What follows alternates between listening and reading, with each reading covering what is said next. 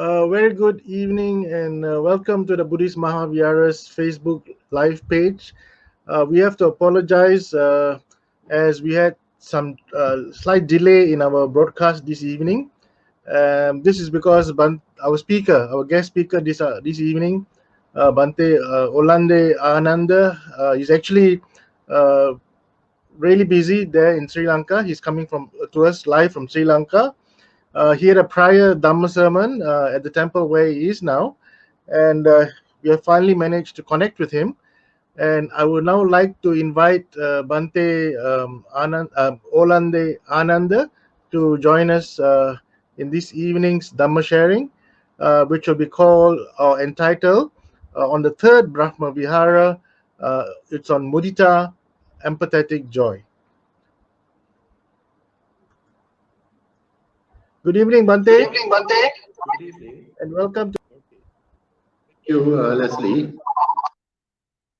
So, welcome, although a bit belated, dear friends in the Dhamma of the Kuala Lumpur Mahavihara, where I've been quite a few times, also during the time of the chief, our, Venerable Kesri Dhammananda Mahanayakatera. So it's nice to be back, although it is in virtual form, and as part of a series of talks on different topics.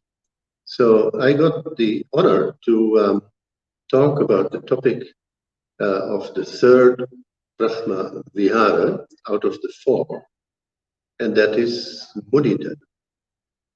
So as you know, perhaps, there are these four Brahma Viharas, or very high states of development of the mind, good qualities, that is. And these good qualities are to be developed in the Buddha himself. They were developed up to the very highest stage. And for instance, we should just mention maybe the first, second, third, and fourth in a row. Karuna, Metta, Mudita, and Ubeka. Karuna being compassion, like Zi in Chinese, I suppose. And then Metta, loving kindness. That is, to be friendly to all beings, including oneself, and all human beings, and also animals, and visible and invisible beings, near and far. That's a great achievement if one can have this metta towards all beings. So anyway, it is being developed by a number of people. It's a very popular kind of meditation object or topic. And then we have this third of the four qualities, that is the mudita, or sympathetic joy. Here it's mentioned as empathetic joy. So what happens is with metta, mudita, the sympathetic or empathetic joy, that is actually supposed to be a replacement for the opposite, namely jealousy. A lot of people get jealous when they see other people being successful. You know, they may have a nicer car than you, or a bigger house, or they are better looking, they're more successful in their business, or something like that. And then one becomes jealous. That is the sort of general reaction of maybe the majority of people, unless they know that it doesn't really pay to be jealous. It's neither good for yourself nor good for the other. It only brings misery in oneself and maybe even in the other. So instead of the jealousy, one should have, it is called mudita, sympathetic joy, to be happy about the success and happiness of other people. And that is why it's also called empathic joy. You have a certain empathy with the other people, you feel for them, you feel with them, and you can identify with them, and they are happy. And if you're also happy, then it's good for them, good for yourself. Much better than the jealousy. Actually, in Sri Lanka, there was a gentleman in the 1940s and 50s. He actually died in 1952. He was very much instrumental in bringing the Burmese monks to Sri Lanka and introducing meditation to the people in Sri Lanka as something that lay people can also practice. And one thing that he said is that jealousy seems to be a national disease that spreads, and people become jealous of each other, and yeah, it doesn't solve anything, it just makes things worse. So as an antidote, like for instance, metta is an antidote towards anger. It's no good to be angry, so why not develop metta? That's the second of these four, Brahma Viharas. So when you do that, you can actually overcome the anger and develop the loving kindness towards yourself and others. And similarly, the overcoming of jealousy can be done through this development of, karuna, metta, mudita. So we could say it would be good if we can create a mudita bhavana, a development of mudita. Well, maybe we could say something like, may I be as happy as the other person is with their success. So I wish them all the best, and I'm very happy because of that. Not like, oh, I wish I could be like that, or you wish them not to be happy. That is all negativity. And here it is about developing positivity, positive emotions, so to speak.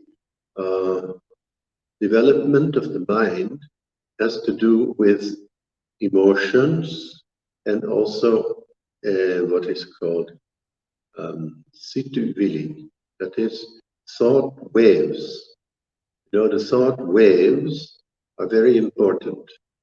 They arise in the mind because of your wish, your intention. Buddha says it is the intention which makes the karma. Chetanaham bhikkhave kammang vadami. So it is the intention with which you create this karma or that karma, good karma or bad karma, or skillful karma and unskillful. So this is very important when you are developing loving kindness, you're developing sympathetic joy. Then with that intention, if you do things, then they become skillful, they become helpful, and they become good for oneself and for others. So that is why mudita is such an important thing, but it is very often overlooked. Karuna, mudita, karuna, metta, those two you hear very often, but mudita, less. And another of these qualities that the Buddha had in the complete, completed form is supreme equanimity, even-mindedness. Equanimity or ubeka, or in Sanskrit upeksha, is a quality which is not like not caring, to be uninterested, you don't want to hear anything about it, that kind of thing. No, this is actually the what we call the quality that is there. Excuse me, I have to just put a little, it's called, yeah, electricity into the side of the phone so that it doesn't run out during our broadcast. Anyway, so this Ubeka, or equanimity, is a positive quality. It's not like not caring. Not caring means, you want to have nothing to do with it, and whatever happens, you don't pay attention to it. No.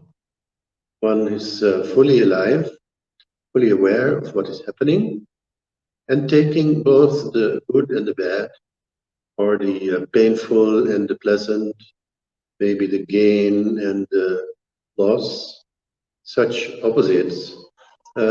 We take it with, or maybe you could say even a grain of salt, but knowingly you don't, let's say, get excited when something is happening, but you look at it with right understanding. Maybe the understanding of that, pleasantness changes into unpleasantness, but unpleasantness also changes into pleasantness. And nothing is really eternal, and also nothing really belongs to me, to myself. Of course, relatively speaking, we can say that this is my body, these are my feelings, this is my mother, father, wife, children, this is my car, my bank account, this is my country, and my, etc. That is, in a way, it's true. And it should be like that. It is actually relatively true. It's not 100% absolutely true. If that would be the case, that this is me, mine, and my own, then I should be able to keep it exactly the way that I want to. But that doesn't happen. It has not happened anywhere, at any time. Because our body changes, and eventually we have to let go of this body, isn't it? Eventually means at the time of death. And our feelings also, they are there, and they belong to me in a sense. We sometimes create these feelings, or we feel them, and we say, this is my feeling, and this is a feeling that I like, or a feeling that I don't like. But you can't keep those feelings exactly the way that you want. If that were the case, then you should be able to keep your feelings pleasant and always nice, and for your whole life until you die, and so on. But that never happens. So there again, we could say that feelings are, really speaking, or in the absolute sense, not really me, mine, and my own. Therefore, we call them anatta. Anatta. It doesn't have a self. Atta. Well, in a way, there is a self. Even Buddha said, you are doing the karma, you are creating the karma yourself, and you are receiving the results of your own karma yourself. So he did use the word atta or atma in the sense of self, but with the right understanding that this kind of atma is also a changing entity. Is not eternal, forever the same. Therefore, we cannot really call it also the me, mine, and myself in the absolute sense. So here it's very important that we can see the different levels of, the different levels of reality. Just to give one example, it may not have everything to do with mudita exactly, but to give an insight into the relativity of the different things. We're talking about body, feelings, and mind, for instance. And does it really belong to me, Is it really me, mine, or my own? And then if you think about, for instance, a diamond. Now, of course, a lot of people like diamonds, especially the ladies, if they can afford it.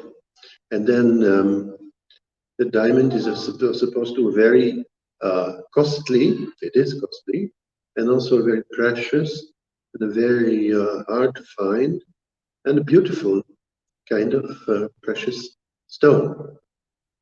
And it's also considered to be one of the hardest materials in the world. You need another diamond to cut another diamond. So that shows it's very, very hard. But if you would put the diamond under a microscope, especially electronic microscope, then you would see, if you go into the diamond, that there's more and more space between the particles.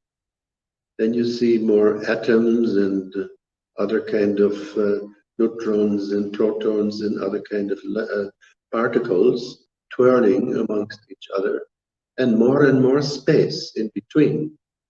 And if you go deeper and deeper, and you come to what is called the subatomic level, then the scientists say at the subatomic level, you actually find that there's no matter at all.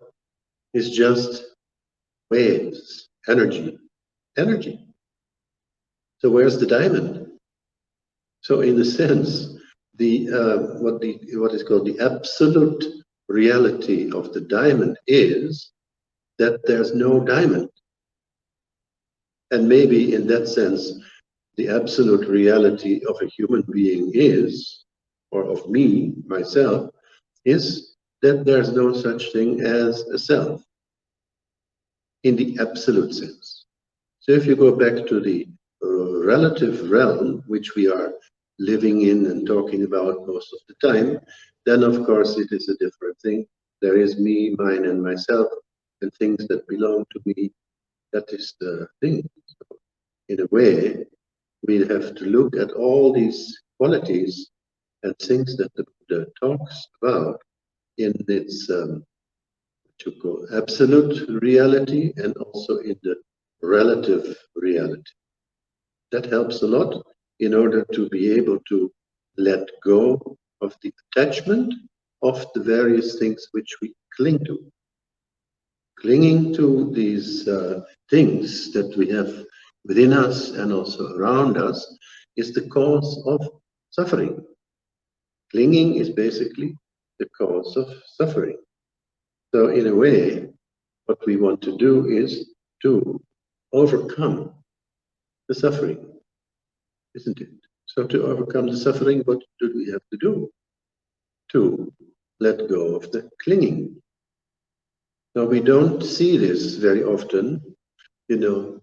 If we take, just now that we're talking in simple terms, maybe regarding these deeper values, deeper things, if you look at what happens when a child asks for an ice cream from the mother, and the mother said, no, you can't get one. And the child starts demanding an ice cream. I want an ice cream. And the mother says, no. And then the child starts screaming for an ice cream. And the mother finally, okay, here you are. There's your ice cream. And the child suddenly stops crying and is very happy. But the thing is that the child does not realize that this happiness is not because of the ice cream, but because it stopped screaming itself. It stopped, clinging to that wish because it got it. And of course, after 5 or 10 minutes or half an hour, it will demand again, maybe more ice cream.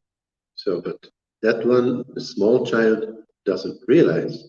But as human beings, maybe we should be able to realize that.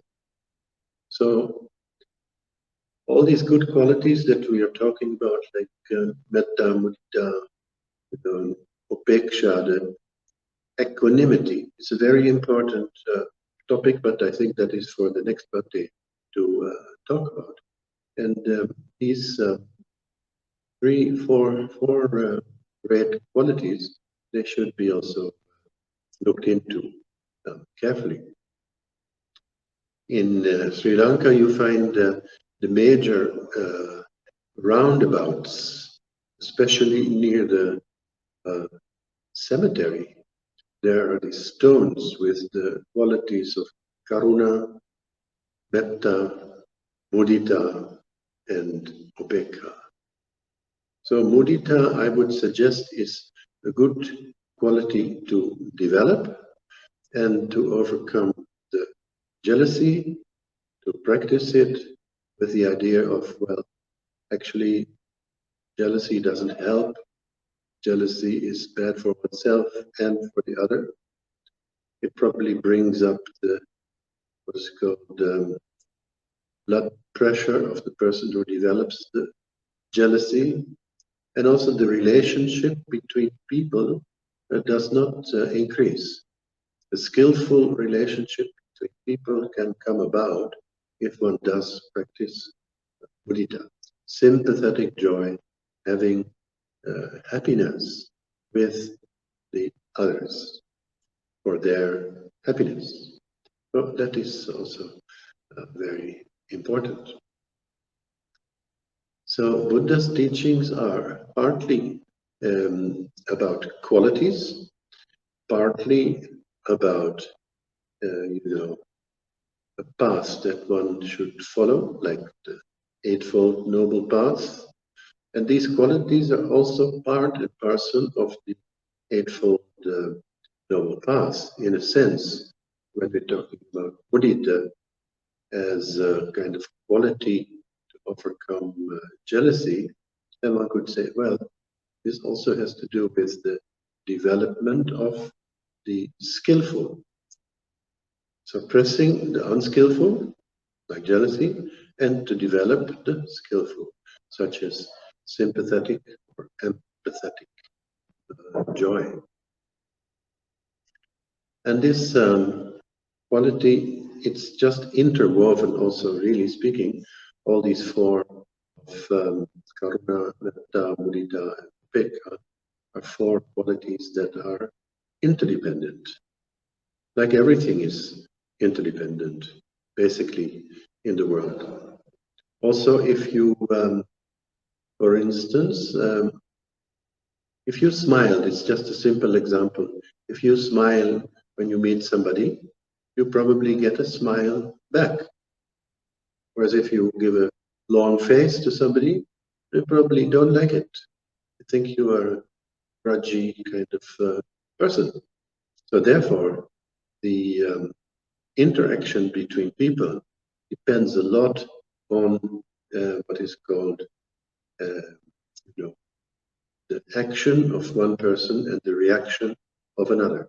If the action is positive, like smiling at somebody, then the reaction probably will also be similarly good. Now, His Holiness the Dalai Lama said he always smiles at people. And usually it is very well received. But in some Western countries, he found that some people don't know much about what the Dalai Lama is about. He said that actually some people might think that why is he smiling at me or at her or at him? It is something that you have to experience yourself, how it feels to be smiled at, and maybe also the other side when somebody is grouchy against you, how you feel. And then to willfully, mindfully, from time to time as much as you can. It's not that you have to go about grinning to everyone, but at least return the smile and maybe start with a smile. And that can be then helping in the feeling of even equanimity and also the kind of loving kindness also, the compassion, everything is intertwined into these teachings. So the development of Mudita, sympathetic joy, is a very good counter force. Now, if you look at the mind of an individual, and all individuals, basically, each one has similar minds, there is a kind of what you call meditation, not a meditation, actually, a kind of electricity that goes from the mind into the atmosphere. We call it psychosphere. So, for instance, anger goes out of your mind into the atmosphere. For instance, if and when very angry person walks into a hall where you're having a meeting or something, then you feel that unpleasant sensation of that anger. You feel it sort of freezing the atmosphere. Maybe in Malaysia, you need a big freezer to freeze the atmosphere. In Holland, where I come from, it's easier to freeze the atmosphere. But you know, the opposite. The good vibrations of a friendly person comes into the room, and we're sitting and chatting, then you find, that's a nice person coming in. And this positive energy also goes into the atmosphere or the psychosphere. And if many, many people practice, for instance, metta bhavana, the development of loving kindness, but also of sympathetic or empathic joy, then all these good vibrations, they go into the atmosphere. And when a certain amount, like at a breaking point, sort of, what is it called? You know, like certain amount of percentage of the population has this kind of good qualities, then this will actually go into the atmosphere, and it becomes like a defense against negativities. It might even strengthen your, what is called, your immune system, which would be very important nowadays. So, you know, this means actually that, yeah, our own thoughts and our own feelings and that of others, when you combine them, and whether they, when they go into what is called a higher level of vibrations, then the whole atmosphere around the world will be uplifted and will probably and hopefully contribute to the what is called world peace. You know that 21st of September coming up is the United Nations World Peace Day. And there will be special kind of meditations around the world, and also part of it in England through the internet, where different meditation teachers lead meditations during that whole first 3 weeks of September, leading to the 21st September. So it is actually a kind of contribution that one can do towards peace around the world, since everything is basically a number of what is called emotions and vibrations. And if those emotions are negative, and if the you know, the feelings are negative, then definitely it will not help to create more peace on earth. So our own contributions that we can make be to develop meditation, and the meditation, of course, of metta bhavana, the loving kindness, is one of the most important out of these four Brahma Viharas. You know, but also compassion. Now, I think the compassion, or to think about the suffering of others and to try to do something positive about it, to diminish it, is nowadays being felt in the form of that people, more and more people, are becoming vegetarians, for instance. They're becoming more and more sensitive towards the suffering of other beings.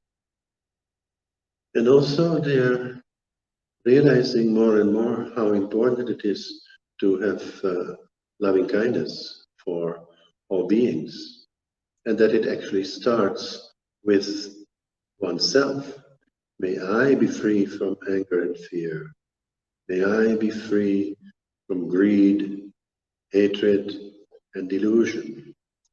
May I be free from conflict and suffering. May I be well, peaceful, and happy.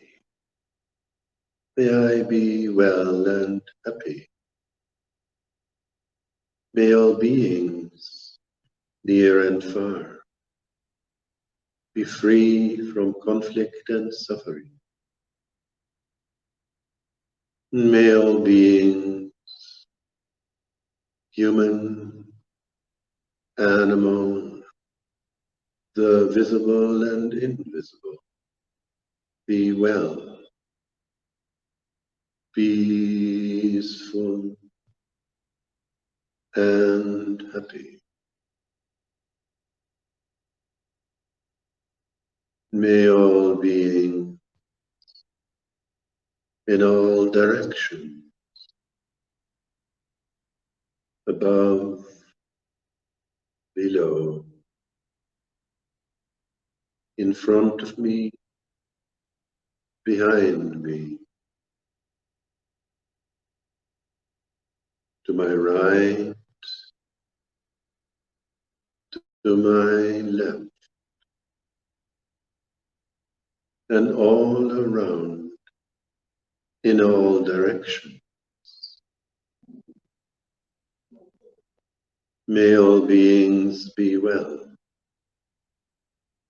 peaceful, and happy.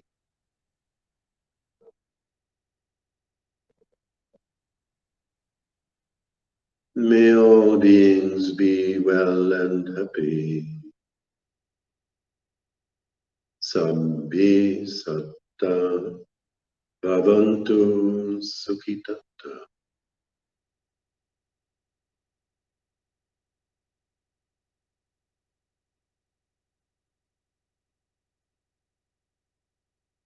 So after this silent interval, maybe Leslie could interpret some of the questions that are there. Yeah, Bhante, thank you for the excellent sharing. There's one question. Let me post it onto the screen for you. Oh, well, let me see.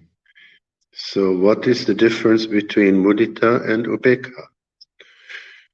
Is that the question? Yes, Bhante, that is the question. Okay, right. Well, Ubeka, as I mentioned, is actually a state of mind which is equanimous, even-minded towards the ups and downs of existence, you could say. You know, we have nice and ugly things happening to us, and pleasant, unpleasant, gain and loss, and all those kind of opposites.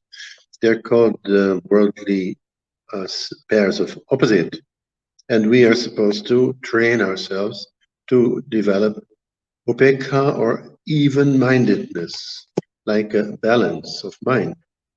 So that is one thing. Whereas mudita is supposed to have that quality of, it is a kind of loving kindness. In a way, it resembles metta, but it is actually to overcome the jealousy. So maybe, yes, if you are able to overcome the jealousy, then you can say you also become more even-minded especially when it goes onto that level of mudita. Mudita is basically the opposite of jealousy. So you cannot say that it's the same as equanimity towards all things and all beings. I hope that was clear. Thank you, Bhante. That was the only question we had today. I Right. think the audience knows you're tired. Much coming back from the second Dhamma Desana earlier. Yeah, it was a bit of what Rush you for you. call tempting or testing time today. But hope I can have a good sleep after this. Yeah, yeah, you're in a nice place. Bandravela is a very nice place to be at. Sorry? Bhante, before we end, have the Anumodana, the Yes. highly Right. Okay, because there are number of people who are sponsoring this program, but I don't see the names. But anyway, it's a matter of giving merits to those who have participated both in the sponsoring of this program, but also who are listening. So all those who are involved in this program, not only those daikyas of the Mahavihara, but of course it's organized by Mahavihara, and also various people have contributed their energies to this. Stanley Matya also, and therefore we wish that all those who have contributed towards this program, all those who have participated in the program on the listening side, that you may be well, peaceful, and happy, and that you may be blessed by the Buddha, Dhamma, and Sangha. Sabbitiyo vivajjango samparogo vinasatu mate bhavatantarayo sukhi digayo ko bhavatu sambha mangala rakhantu sambha devata sambha buddhanubhavena sada sati bhavantu te bhavatu sambha mangala rakhantu sambha devata sambha sanghanubhavena sada sati bhavantu te abhivadana silissa nityang adhapachayino Chattaro Dhamma Vadanti Ayuvanno Sukham Ayurarogya Sampatti Sagga Sampatti Mevacha Satto Nimbana Sampatti Iminate Saminjatu.